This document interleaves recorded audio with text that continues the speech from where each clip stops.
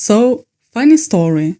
This is actually the second time I'm recording this video because yesterday I had over 2 hours of raw footage and then it just poof, vanished. Got corrupted, I don't know, but I couldn't recover any of it. So here I am, a day later, trying again. I am honestly proud of myself that I handled it relatively gracefully, despite all the swearing, and I was just like Luffy who faced a loss with laughter instead of tears. So, let's talk again about One Piece Live Action Season 2 Episode 1. If you're new here, welcome. I'm a live action only, but I have read the first 95 chapters of the manga, which is only the content already covered in Season 1. So I went into Season 2 blindly, other than watching the main trailers.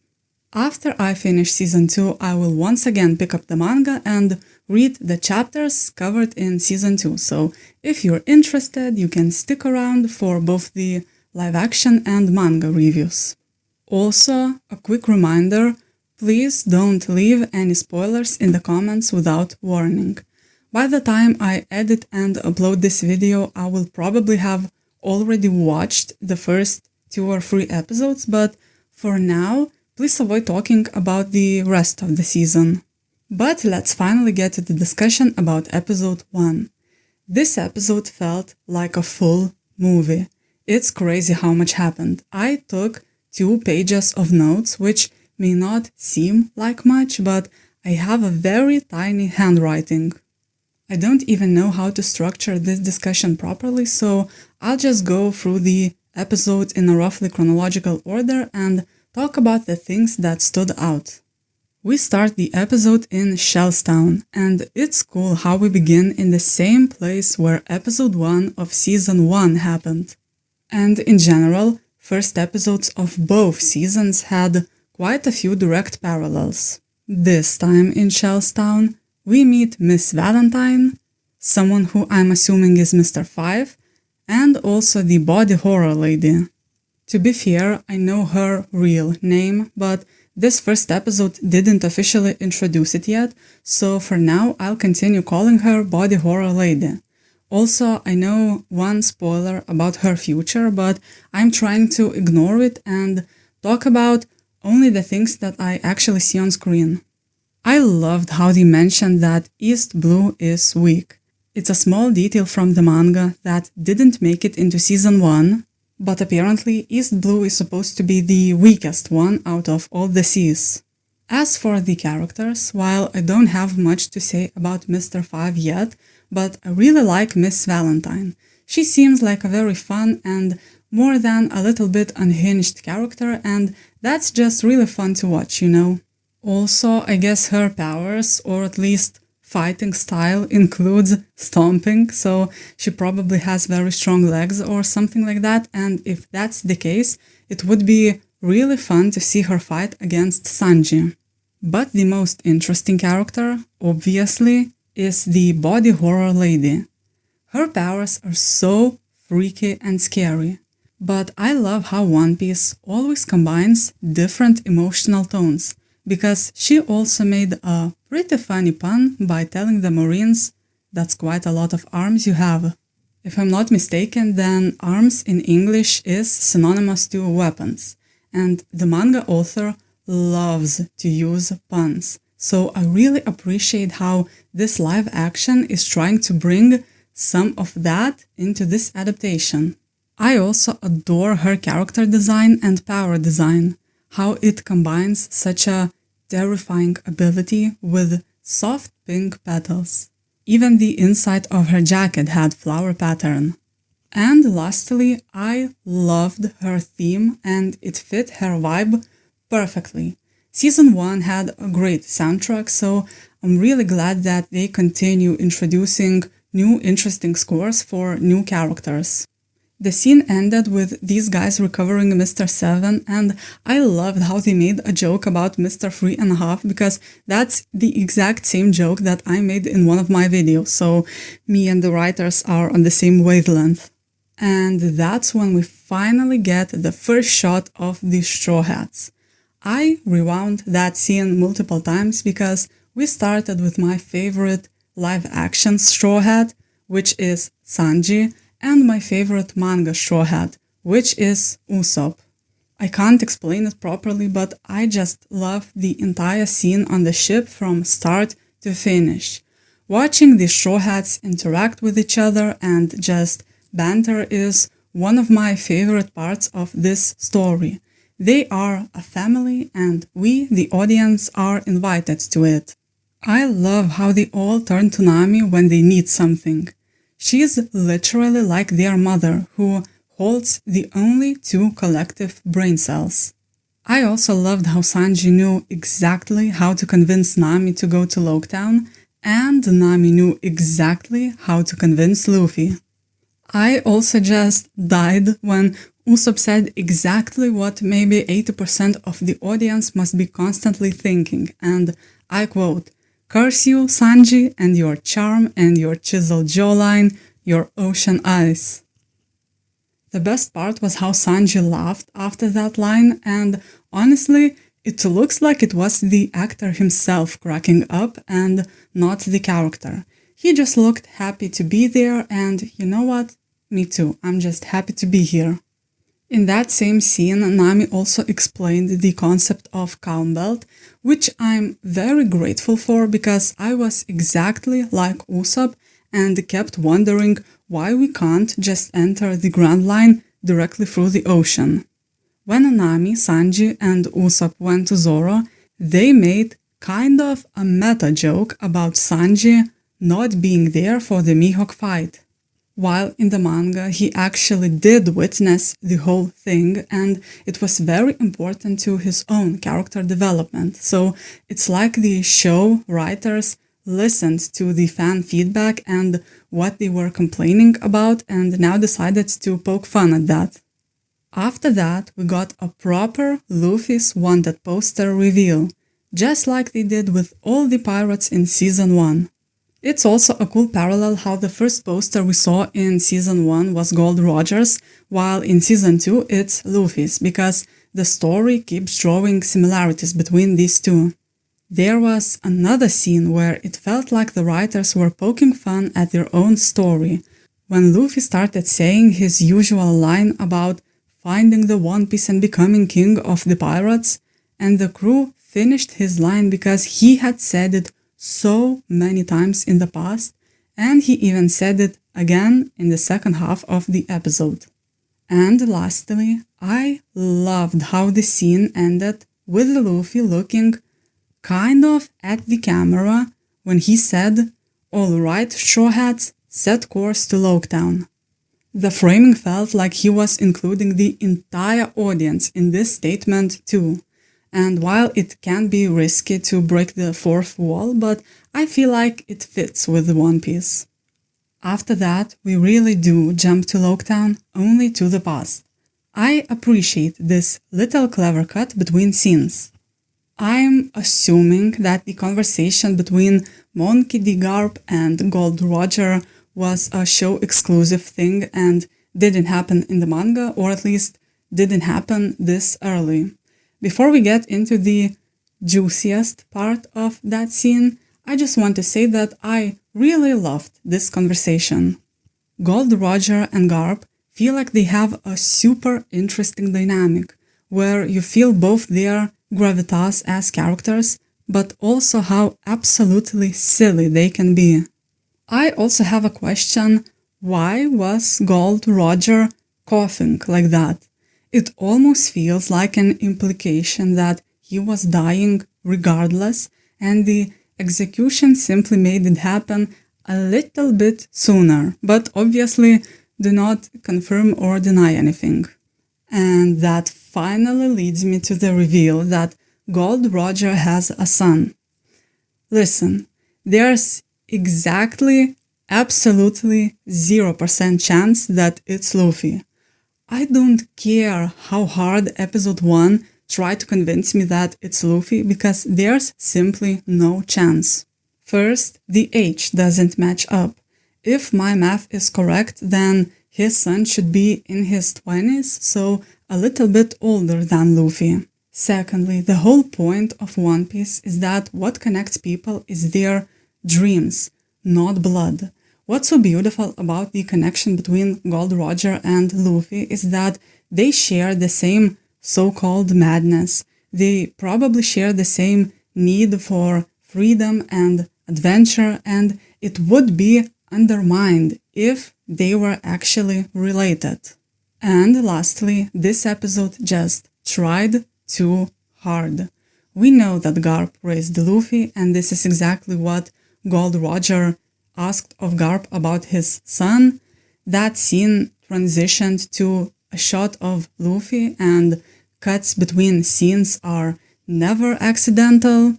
We kept hearing things like that laugh, that smile, and Luffy was literally nearly executed the same way how Gold Roger was.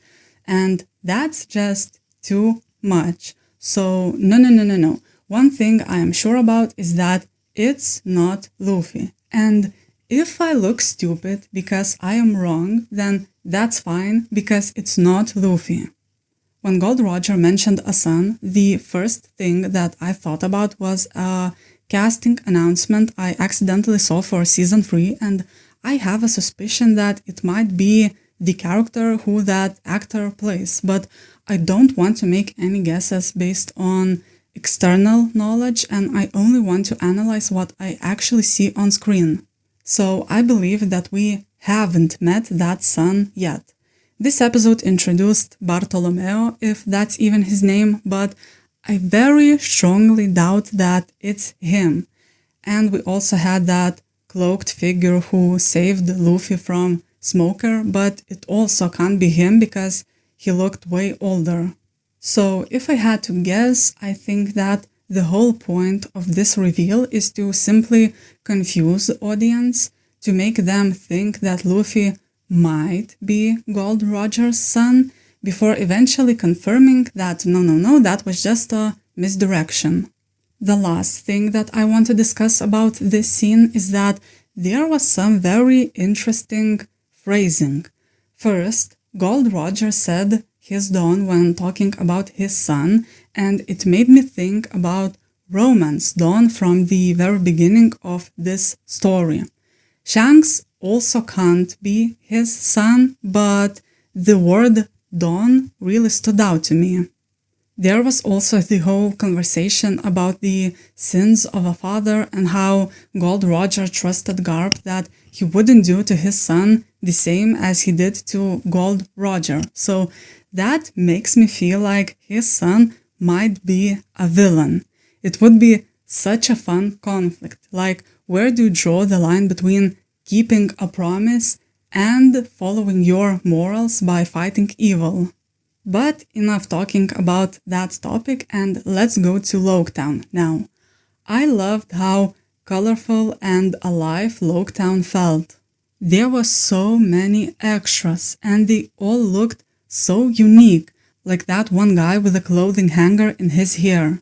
For example, the food market felt like an actual, busy, believable food market. I just adored the sets in this episode, including Loketown. So our crew made a plan for the day by the statue, and it was another hilarious scene. Nami was once again the mother of the group. I loved her line about wishing for another girl on the crew, because this was literally one of the theories I had, how we need another girl. It would be a bit funny if another girl joins, but her personality is actually closer to the boys. But I'm getting a bit ahead of myself, so let's talk about Zoro first. As someone who read the East Blue Saga in the manga, I'm familiar with Zoro's personality there, and it feels like season 2 of the show is trying to bring his personality closer to the source material. Zoro was so much sillier and emotive this episode compared to season 1. My personal favorite was actually his face when Nami told him he would have to repay her with interest. He looked like an adorable lost puppy, and I love the dichotomy between how cool Zoro is, but also how goofy he can be. One thing that worries me a bit is that live action onlys might find this switch a bit jarring, but I feel like this slight inconsistency between season 1 and season 2 is an acceptable sacrifice if we can get the Zoro that we saw in this first episode. After that, we get introduced to Captain Smoker, but I'll talk more about him later. Next, we had a super sweet scene with Nami and Usopp about remembering where you've come from. And later, we also saw Usopp sending a message to Kaya and expressing his vulnerability by sharing that he felt nervous. In the grand scheme of things, these scenes might seem small, but it's precisely these kinds of interactions and this kind of emotion that made me fall in love with this story in the first place. While I'm still on the topic of Nami, I loved two things about her character in this season 2 premiere. First, it was nice to see her true personality shine when Arlong wasn't a looming threat over her head. And secondly, she was finally given some regular character flaws. In one of my videos, I expressed how manga Nami had character flaws that kept actively getting her into trouble, while with live-action Nami, I wasn't exactly sure who she was as a character beyond the tragedy she survived. But this episode cleared my doubts. We saw her shopping way more than what was necessary and spending money that could have been probably spent more wisely. We saw how proud she was, how sassy, how she kept throwing shade at Bartolomeo, and she even gave him advice that he later ended up using against Luffy. And this is exactly what I was talking about when I made that critique, so I am very happy with how Nami's character was portrayed in this episode. And one last detail is that I loved how the show emphasized how extraordinary she is at navigation when she sensed a storm simply from a change in air pressure, which was actually a thing we saw her do in the manga when she was first introduced. The Luffy and Sanji scene was shorter but just as sweet. I adore the fact that Zeff stole Sanji's recipe because he'd known the entire time that it was actually good. But I think we can all agree that the main event during Loguetown shopping was Zoro getting his new swords. It didn't play out how I expected it to, but I still loved all of it. I thought that maybe Zoro would fight for new swords, that maybe he would challenge someone to a duel and then take their swords, but it turns out that he was simply given them. It's a bit funny because I thought a pretty similar thing to Nami, because the first place her mind went to when she saw those swords was asking Zoro, "You didn't kill anyone for those, did you?" I mean, that's a fair question. But now let's look at what we got in that scene. We got some lore, some world building about swords, and I feel just like Tashigi because currently I'm also geeking out and I want to learn it all. I found it interesting that if I understand this correctly, then there should be 2 more Kitetsu swords with curses, so we should encounter those at some point too. But let's get more specific. Matsu, or Ipponmatsu, I'm not sure how I should call him, said that Yubashiri is a family heirloom, but I have a question: whose family?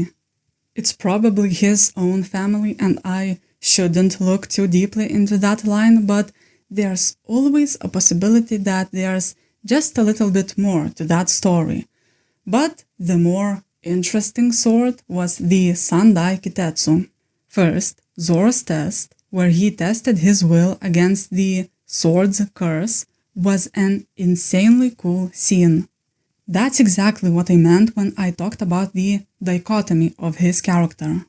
And in general, the team really cooked, as young people say nowadays, with the visuals and the action this season, at least from what I'm seeing so far.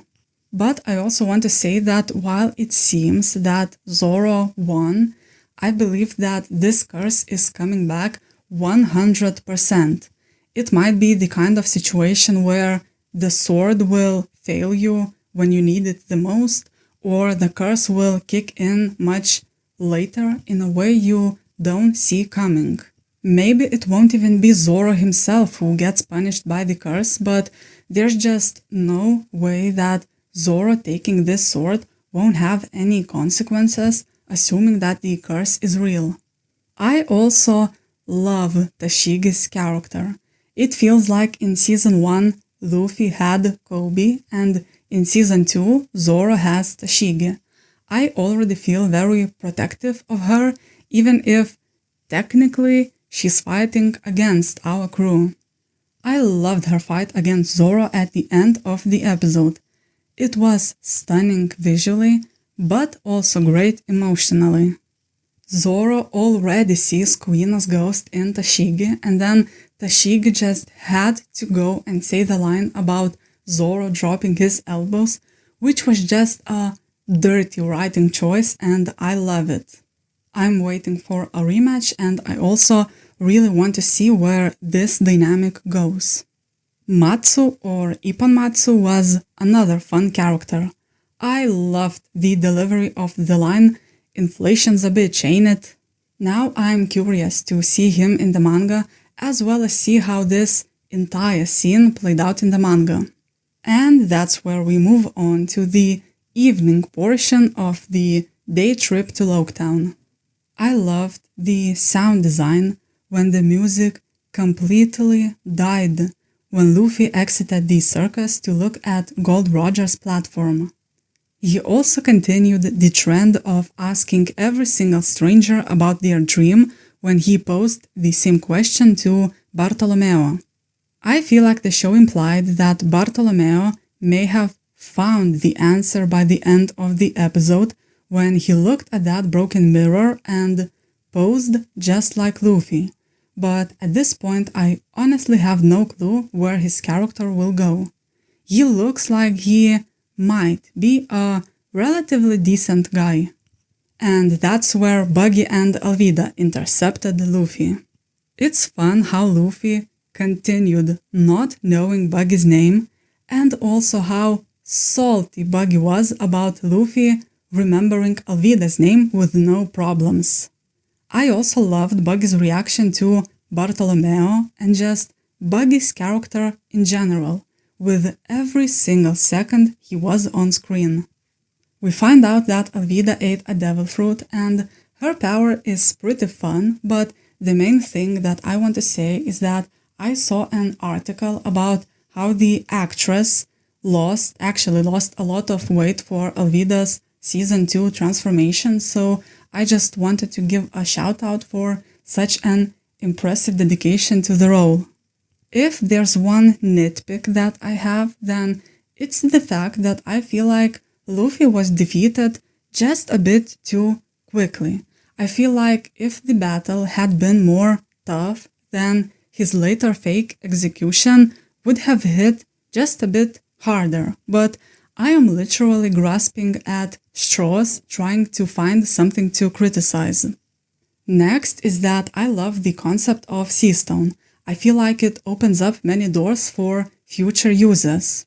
I once read a story that also had a stone that could completely take away magical powers, and in that story, some people ground that stone to dust and used it as poison in food or on weapons, so if something similar happened in One Piece, that would be a very scary concept. We cut away to a couple other scenes. First was a scene with Captain Smoker, and I loved how it was a direct parallel to episode 1 of season 1. We had a situation with a Marine, a small girl, and dropped food. And while Helmeppa was horrible, Captain Smoker was super cute with the whole "looks like my pants ate your ice cream." That's the only scene I needed to establish him as one of the good Marines. Quick and effective, that's all. Another short scene was with the Straw Hats minus Luffy reuniting. First, I loved Zoro telling Nami I haggled with the proudest look on his face ever, like a kid bragging to his mother. But on a more serious note, another line from Zoro stood out to me a lot. He blamed Sanji for losing Luffy and even threatened him. If anything happens to him, you'll be the first I use my new swords, blah blah blah. He didn't get to finish that sentence. I know that those two are constantly fighting, but this felt different. I feel like Zoro is extremely loyal. He literally swore an oath to Luffy in season 1, so to me, this scene felt like a genuine, serious threat and not just a regular banter anymore. And maybe I'm just misreading the scene, but now I actually want to see a situation where Luffy is taken out for some time and how the crew would deal with that, how they would have to learn to not blame each other and focus on not falling apart without their captain. But now let's go back to Luffy and his trial. Buggy as a lawyer was iconic. That whole scene brought me a lot of joy, and that's all. While I can't pick my favorite scene in this episode, but I definitely do have a favorite line, and it was said by Buggy. The most powerful thing in the world isn't a weapon or a devil fruit or even a dream, it's a story. There are many angles you can look at this line. The more negative one is that Buggy was talking about the power of propaganda and information wars, but the first thought that I had personally was a positive one. Stories are powerful. Stories can change people, and by changing people, they can change the world.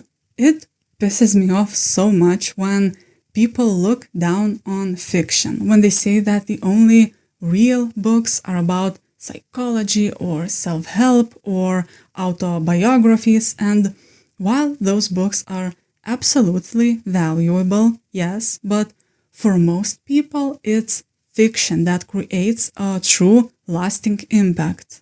Stories or art in general can help people so much. It can literally save people. So this line from Buggy resonates with me a lot. It's also just a bit meta because One Piece is also a story, and I think that no one can deny how powerful and impactful it is. After that, the Straw Hats catch up and the fight breaks out. There's not much to say without sounding repetitive. Great choreography, fun action, lovely teamwork between Usopp and Nami, and I loved it all. But the emotional core of that scene was Luffy saying, "Zoro, Sanji, Usopp, Nami, I'm sorry." I did not expect that. I thought that Luffy would talk back and claim how he will reach his dream no matter what situation he found himself in, but it seems like this time he truly saw no way out and was realistic. He accepted his death and just laughed because he knew that he tried. He knew that he did all he could. So yeah, Luffy saying "I'm sorry" to his crew felt pretty impactful, I won't lie, even if we knew that something had to save him. And that something happened to be lightning because the entire episode built up the fact that there was a big storm coming, and when you stand on top of a high platform with a metal sword raised, you are basically a living lightning rod. It was also very funny how Buggy screamed, "Not again." I believe we won't see Buggy in the Grand Line, at least not anytime soon, but I am very happy that his appearance in this first episode was so spectacular, and he literally had a flashy exit and went out with a bang. Before I get to some extremely interesting things about the end of the episode, I just want to highlight Sanji's line as they were running away: "Nami doesn't get lost." I just love how much Sanji loves Nami. But now it's finally time to talk about the fight against Captain Smoker. He's the first non-pirate character with the devil fruit, which makes total sense, but for some reason I never thought about it too much. And I have to say that so far, his devil fruit is my favorite. No offense to Luffy or Buggy, but I was speechless when I saw that smoke. How do you even fight smoke? It's like fighting water or like drowning, but even worse. It's also such a scary power, especially when Captain Smoker started suffocating Luffy with the smoke. That power has to have some weaknesses, but the only idea I had is that maybe we could take away Smoker's cigars and then he wouldn't be as smoky, but that feels like a big stretch.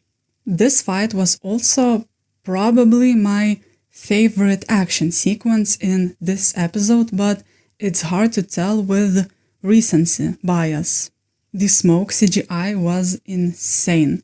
While I don't know anything about CGI, but visually that smoke looked literally like a real smoke and not like some effect or animation. So basically, Captain Smoker really left a huge impact on me. Luffy was only saved by this cloaked figure, and I don't know. My first thought was that it might be Mr. Zero, who was mentioned at the beginning of the episode, but that makes absolutely no sense for him to be here when his agents are still looking for Luffy. And I also already said how I believe this is not Gold Roger's son. But the way how this guy spoke about Luffy implies some sort of familiarity, so that's very interesting. I believe he's just from an entirely different group of people. Not a pirate, not a marine, not an assassin, but someone else entirely, and that's literally the best I can do right now. He's also apparently well known to the world government, and he also seemed to have wind powers because he literally flew away alongside Smoker like a leaf in the wind, so that looks like another devil fruit. And having wind is actually so useful in the seas, like theoretically he could enter and exit the Grand Line by going through the calm belt that Nami spoke about in the beginning of this episode. One of the final scenes was Body Horror Lady talking to Tashigi and trying to recruit her to Baroque works. She said some interesting things and implied that she used to be imprisoned in some way. And just in general, the way she talks is very mesmerizing. It's hard to look away. Tashigi doesn't seem like the type of person who would accept that invitation, but honestly, I would love to see that. I would love to see her join Baroque works out of her own free will, because I just want chaos. We also know that in theory, no one can refuse that invitation, so Tashigi might not have much of a choice unless someone, like a certain group of pirates with a certain swordsman, wink wink, helps to defeat the whole organization, but we'll see. The last plot thing I want to discuss is Smoker's philosophy. I won't lie, my first instinct when I heard it was rejection, which is funny because up until that point I loved Smoker. But then I thought it for a minute and I realized that it was all a matter of perspective. We, the audience, have been following Luffy as our protagonist. So to us, his so-called madness seems just like fun and adventure and freedom and dreams, but it's only natural that someone like Smoker would see something different. It's true that Gold Roger inspired many pirates, both good and bad. If someone gave me 2 apples and told me that one of them was poisoned, then of course I would treat both apples as poisoned. So Captain Smoker also doesn't care if Luffy is a good person, because all he sees is a pirate who will create more pirates. And his point is kind of proven right when we see Bartolomeo posing like this in front of a mirror, clearly inspired by Luffy somehow. I am also excited to see the resolution to this conflict. Captain Smoker doesn't strike me as someone who would change his mind easily, especially not his entire life's goal, but he's also one of the good Marines, so he can't be defeated for good, like for example Captain Morgan was. My current best guess is that a bigger threat shows up and distracts him from chasing after Straw Hats. I also want to find out more about his relationship with Tashigi and their history, because they seem like a very unique duo. So yeah, overall, this season is shaping up to be great, and I already love the new characters introduced, especially Tashigi and Smoker, but the body horror lady is also very intriguing. I also know that I didn't say anything negative, but the thing is that when I genuinely love something and enjoy something with all my heart, then I find it very difficult to see any faults. I'm just so happy and joyful after watching that first episode that I can't objectively evaluate if it was truly that good or if I'm just too hyped. And one last thing that I loved that I forgot to mention was the My Sails Are Set operatic cover for the outro, and we also saw a snippet of that song in the episode itself.